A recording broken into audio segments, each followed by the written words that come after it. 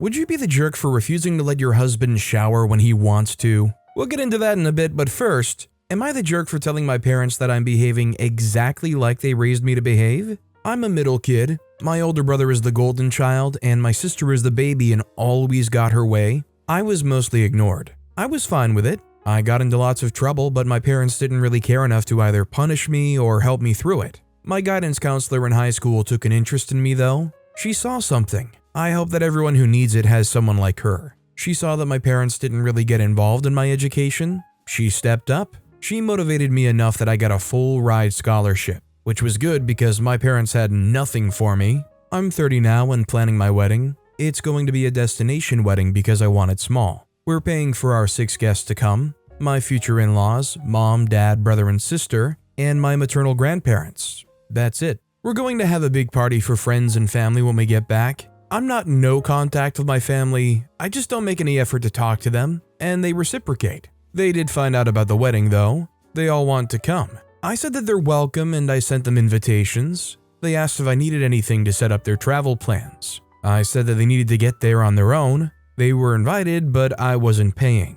They said that they had raised me better than that and that I was paying for my fiance's family, so I should pay for them too. Hard no. Hard. I told them the fact was that my fiance is the one paying. She earns about the same as me, but she has a settlement from her first marriage. I didn't tell them about the settlement. They again said they raised me better than to ignore family. The same people who skipped my graduation from high school and university. I have a million other examples, but I think that says it all. I just replied that I was happy that they were interested in being part of my wedding day, and that I hoped they could make it, but fully understood if they gave it a pass. I said that they were the ones who raised me to think of myself as not really being a part of their family, so I was actually behaving exactly like they raised me. I don't think OP's the jerk here, and in general, is it normal for people to pay for other people's accommodation to a wedding? I think it's a normal enough thing if somebody says, "Oh, I can't make it," for the normal response to be, "That's a shame, would have loved if you could make it." And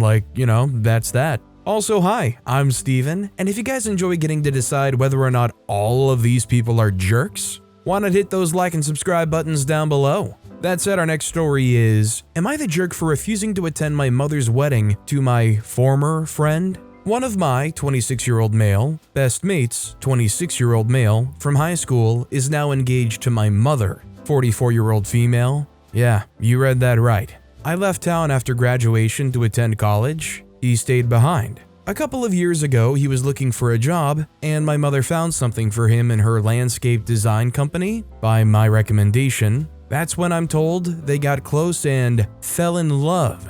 Both swear they never got together while I was still around and was close friends with him. Good, he'd have been underage then. Both also kept their relationship a secret from me for over a year. I only found out about it from my younger sister, 17-year-old female, who thought I needed to know. I felt betrayed and disgusted. Even now, months after I found out, I never went back home and refused most of their attempts to contact me. I do talk to my mother occasionally for other reasons, but those are brief conversations. I heard from my sister they're getting married. My mother tried to work this into one of our chats before I shut her down. Well, yesterday I got a huge text from my old friend and future stepdad. He first said a lot about the two of us, how my friendship always meant the world to him, how sorry he is for how they handled things in the beginning, keeping it from me and such. He went on by saying my mother is devastated by the situation, that nothing would make her happier than having the whole family together, that his own family and everyone else has already accepted their relationship, and that he hopes I can still attend their wedding, and even if I don't, that maybe one day I can be cool with it and be in their lives again.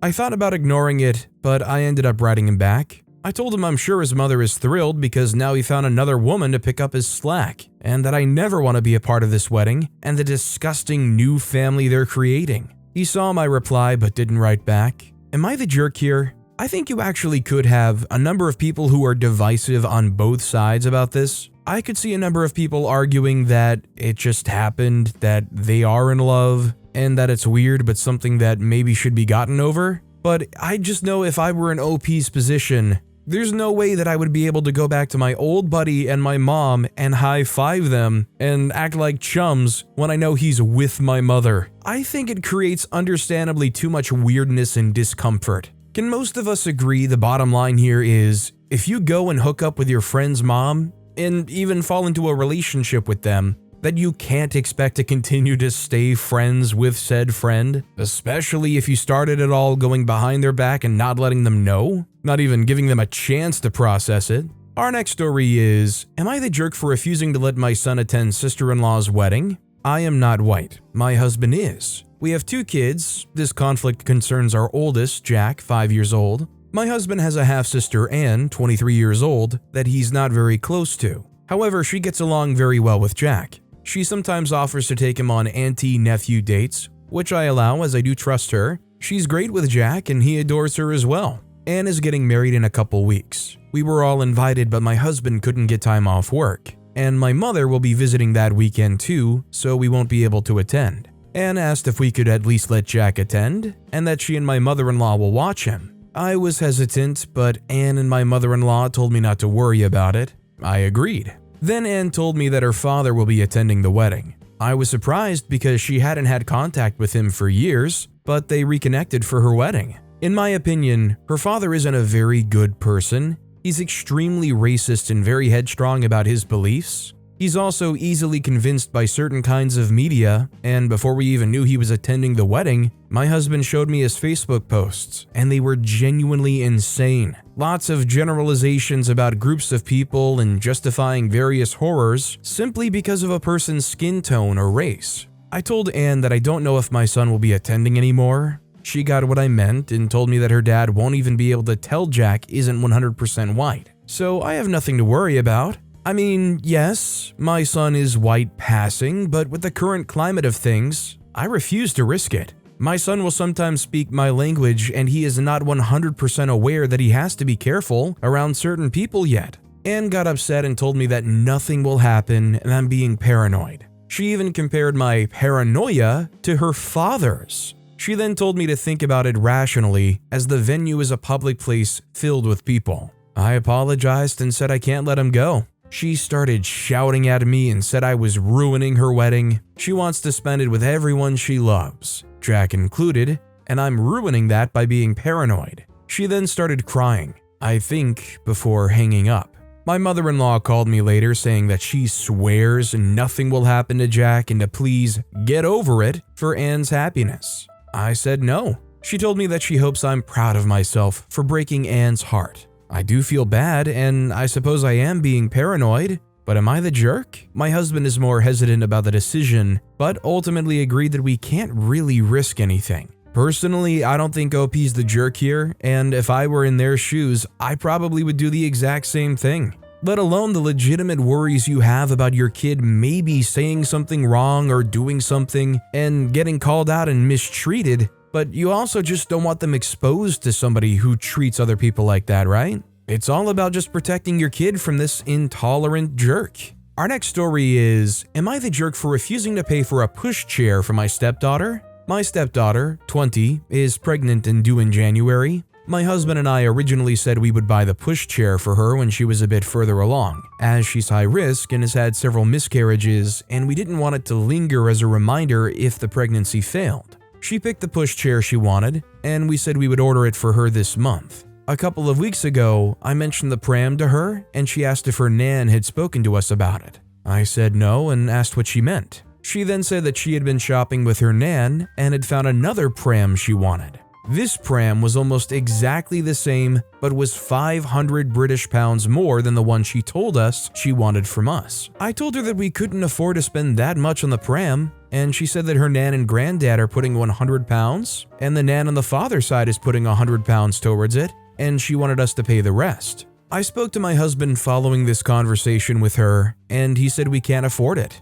and said he thought we were buying it outright and not just contributing. We've now told her that we're not buying that pram for her, as we can't afford the amount she wants us to pay, and that the original plan was for us to buy the one she originally chose outright and not just contribute to it. Even with 200 pounds towards it, we still can't afford it. She's now called us unreasonable and said we aren't being fair. Am I the jerk? I mean, the bottom line is, if you can't afford it, you can't afford it. You can't conjure up an extra couple 100 pounds if you don't have it. I mean, considering how OP's describing it, It sounds like they might not even have really had the money for the first one, but they were willing to scrounge to afford it. Just a few more months and this can go on r/entitled parents. This next story is, am I the jerk for expecting my girlfriend to support me while I'm unemployed? I lost my job 4 months ago, and EI doesn't cover my full living expenses. I had to buy a car since mine had 330,000 kilometers on it, and the engine issue was worth fixing.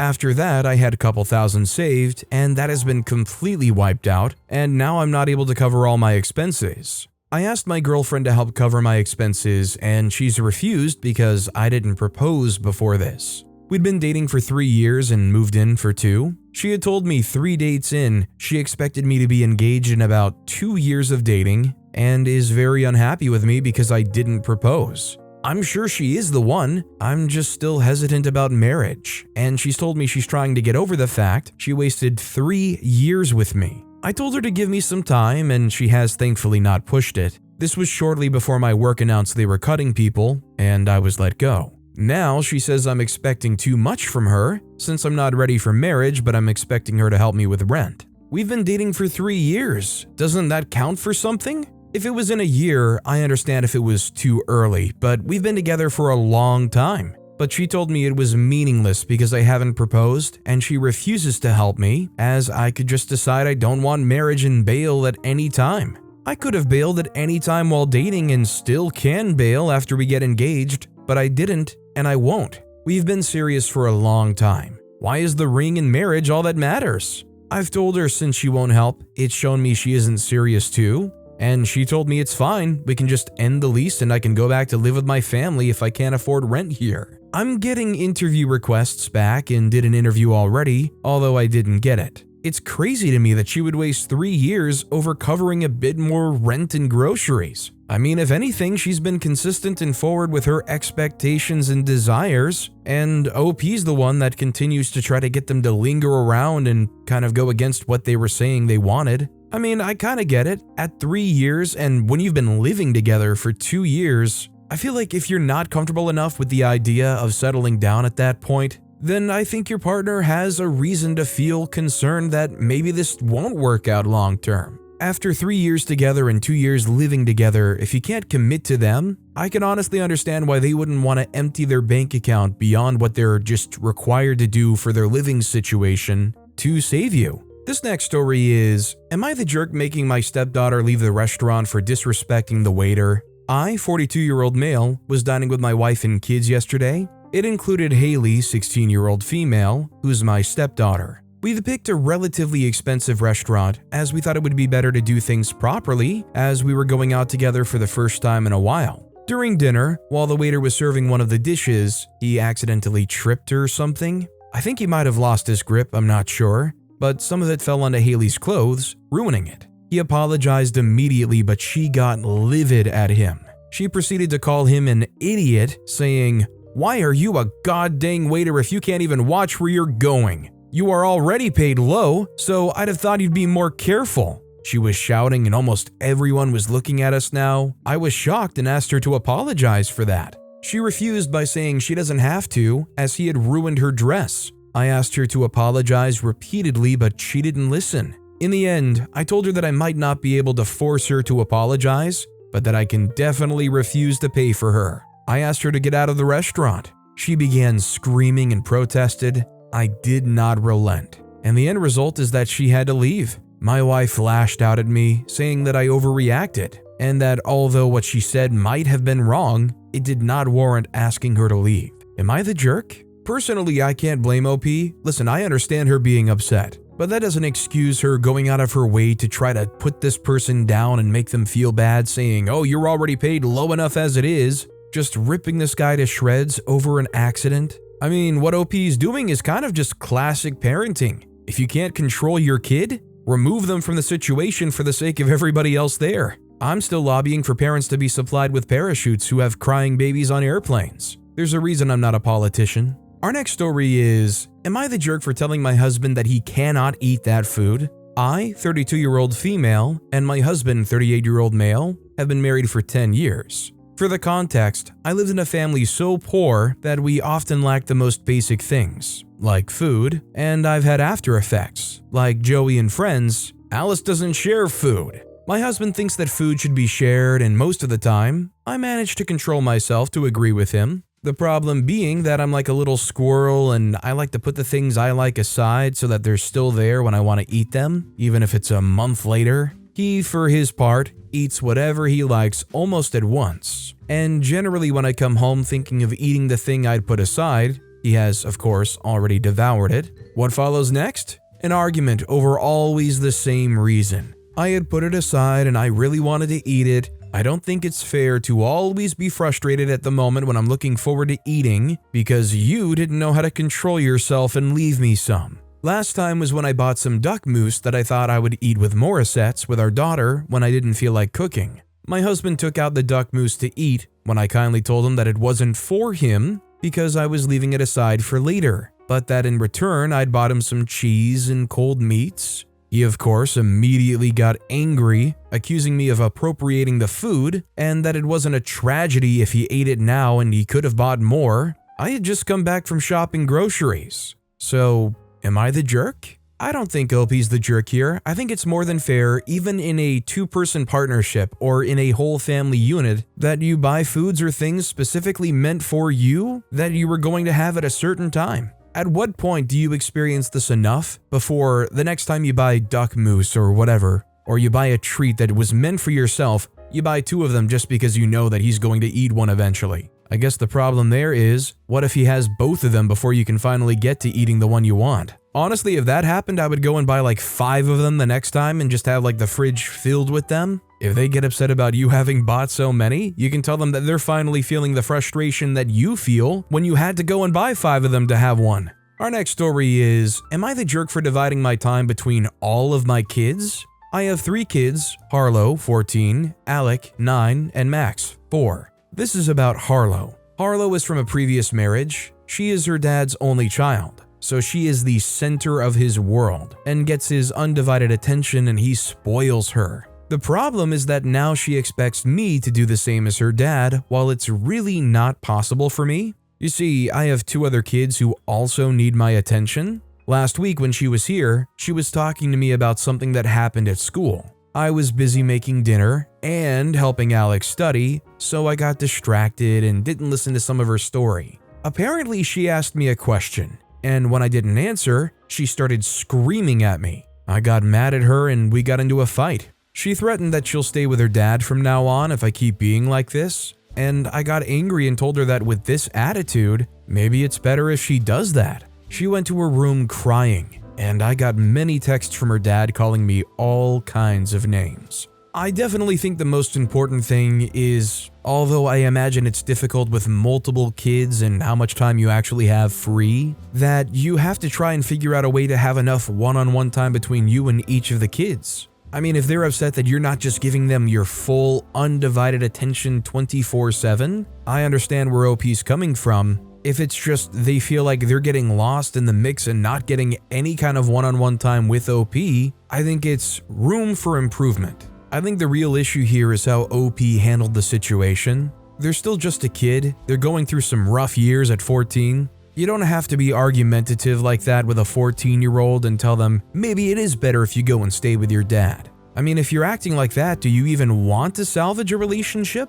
This next story is, am I the jerk for telling my infertile in-laws that their dog is not equal to a child? 2 years ago, my husband, 34-year-old male, and I, 33-year-old female, became pregnant. This was huge for us, as we both have always been really passionate about becoming parents. Before we could tell anyone, my husband's brother, 35-year-old male, and his wife, 38-year-old female, told the family that they've been trying to conceive, but found out they couldn't. Apparently, my sister-in-law feared this due to past medical problems, but now it was confirmed by doctors. They were devastated, and we were heartbroken for them. My husband and I decided to hold off on announcing. We waited 3 months, but then I was starting to show, and we had no choice. A week after we announced, my brother-in-law and sister-in-law adopted a dog named Bella. Immediately, she was all they talked about, and they refused to go anywhere without her. We used to be close, but this has ruined our relationships with them. My husband and his brother don't hang out anymore because my brother-in-law is so obsessed with Bella that he's hard to talk to.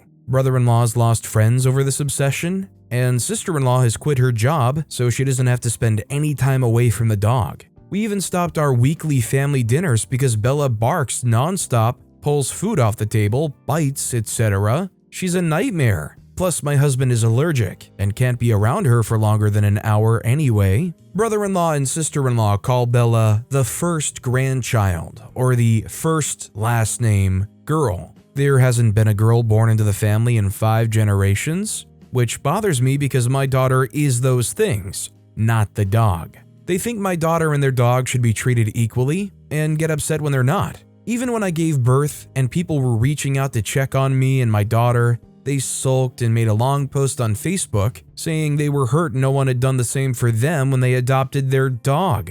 I've been biting my tongue about it for over a year because I know that they are coping with an extremely painful situation, but this week I finally snapped. Recently, a relative invited us and baby to their wedding, but told my in-laws explicitly not to bring Bella. On Sunday, as my husband and I were just about to leave his parents' house, I heard brother-in-law say that if his dog wasn't invited, then my daughter shouldn't be either. Why should they get to bring her if we can't bring Bella? They say things like that all the time, but this time I finally snapped and said, because Bella is a dog and my daughter is an actual human baby. My child and your pet are not the same. We left, but later my brother-in-law called my husband to say that I'd really hurt them and made my sister-in-law cry. My husband says that I shouldn't have said anything and should take it back. I know their dog is like their child, and I don't mean to be cruel or insensitive, but I am also so tired of hearing them compare my daughter to a dog, and I don't want her to grow up around people who think she is equal to a poorly behaved animal.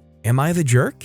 I'm right there with people treating their dogs and believing their dogs to be their own children, but you also have to have a sense of realism, and you can't actually expect other people to treat your dog or remotely think of your dog as equal to a human being. All these things that they're apparently moping around about, like you didn't reach out and celebrate when we adopted our dog. I mean, do people really do that in general? Have they ever seen other people do that? What are most people going to say? You kind of have to engage them and show them pictures of your dog, and what are they going to say? Oh, that's a cute puppy? Are they really expecting all these people to say, oh, your dog Bella is the first prodigal girl grandchild of the family in 5 generations? I get it, they are coping heavy with their situation, but it lacks all awareness, right? Our next story is, am I the jerk for telling my little sister I always thought her boyfriend would end up with our older sister? Basically, I, female 27, have 2 sisters who I'll call Bianca, female 29,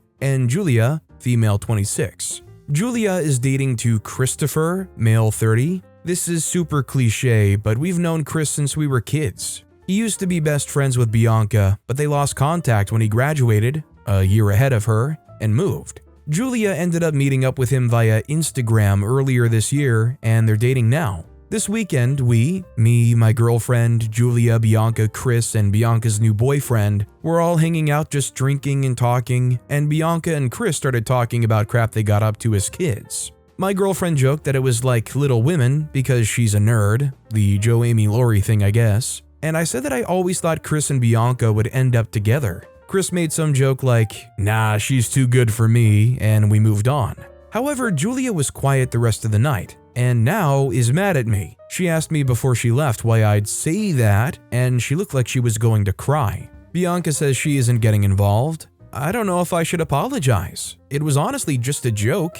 Our mom even used to tease them about being so close and said it was like a Taylor Swift song or something. But I don't know. Am I the jerk? I mean, I can understand why a comment like that would land weird. I mean, it's just, is that a value added to the experience type comment? Probably not. I think the biggest issue here though is Chris, when you said that comment, did not help you out. When they said, nah, she's too good for me, that's what I think really created that platform for Bianca to feel uncomfortable. But I do think in general it was a weird comment, and when you're in the situation where you're in front of that person and their current partner, it's probably for the best to leave any comments out about how you thought they were going to get with somebody else in the past in those situations. Our next story is, am I the jerk for ordering burgers when my wife said she didn't want burgers and told me she didn't want anything? Me and my wife were trying to order food together on Uber Eats because we had some credits on it running out today and we had to use them.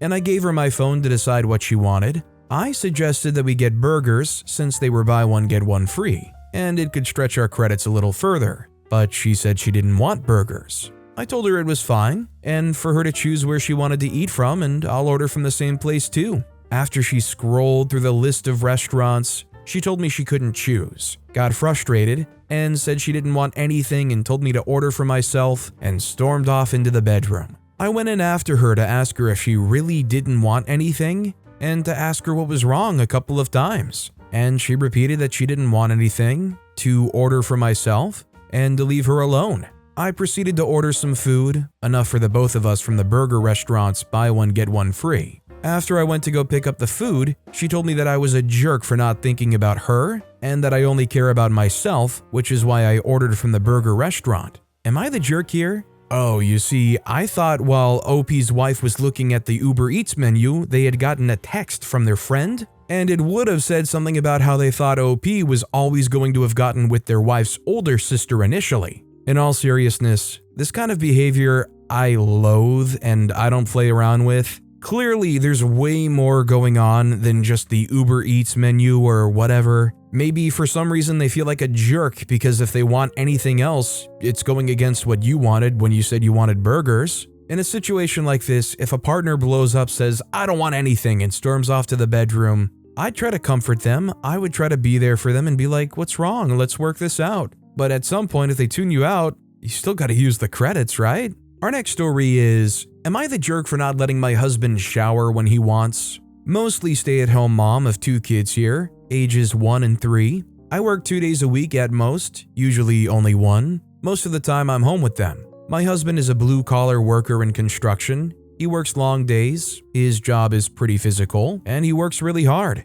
He gets up at 5 a.m. and gets home by 6:30. My days are usually around the same, give or take an extra hour in the morning. Every single day when my husband gets home, he wants to go to the bathroom and take a shower the second he gets in the driveway. This would be one thing if he was quick, but he takes at least 25 minutes on the toilet and 25-minute showers, and I cannot start dinner with the kids hanging off my legs. They just scream and cry every single time. I've started to ask him to wait until they go to bed, given I really only have a 2-hour window to get dinner ready, eat, clean up the dishes, clean up their chairs, get them ready for bed, get them baths, etc. He complied at first, but he's now telling me it's very unfair to ask him to sit in dirty clothes and be a sweaty mess for 2 hours until they get to bed. Which I understand. It's uncomfortable, but you know, I've just been alone with the kids for 13 hours straight. Every day. I have stuff I still need to get done too. My kids are in their tantrum phase as well, which has been really hard.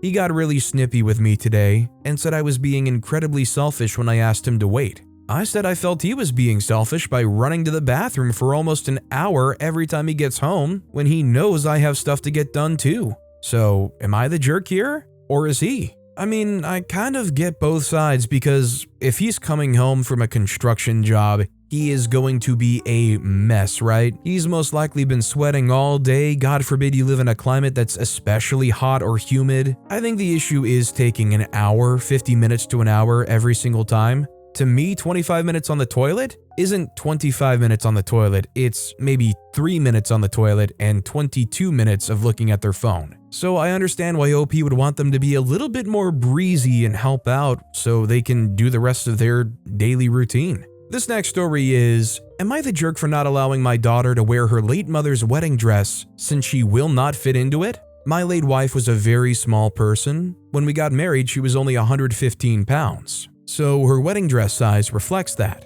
She passed away 2 years ago, so she cannot attend our daughter's wedding that will be in 2025. Now, my daughter wants to wear the dress, and I told her it wouldn't be a good idea since she won't be able to squeeze into it. She told me she can just up the size of it, and I told her I would think about it. I looked into it and they basically cut the dress up to size it up. I informed her no, she can't wear the dress since they would be cutting it up.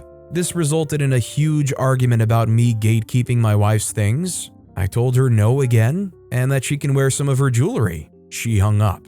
She clearly thinks I'm a jerk and my sons are now on me to give up the dress. Am I the jerk? Since it was asked twice, my wife always wanted to go dress shopping with our daughters. She loved her wedding dress and I don't think she would be okay with it being cut up. I also have a younger daughter since that was asked. Also, I'm confused why a lot of comments mention my youngest is super skinny like my wife. I never said that. She won't fit into the dress either, more due to the fact that she's almost 6 feet. While maybe they could make an argument about you gatekeeping some of her stuff, I think the wedding dress that you married her in is one of those things that you should feel entitled to being able to just hold on to, if you so desire to, especially if you have a strong belief that she wouldn't enjoy it being cut up.